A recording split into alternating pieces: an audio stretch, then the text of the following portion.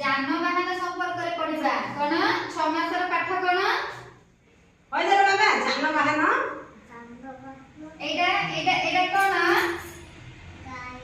এটা কোন শগড় গাড়ি কি কি গাড়ি এটা শগড় গাড়ি তুমি আসো আসিলা কই এটা আর এটা কোন এটা কোন এটা হচ্ছে সাইকেল আর জনে আসো আসো জমানা এটি আসো এটা কোন এইটা এটা হচ্ছে মোটর সাইকেল কোন এটা এটা হচ্ছে রিকশা তুমি যাও তুমি আসো কোন এটা এটা হচ্ছে অটো রিকশা জমানা তুমি যাও এটা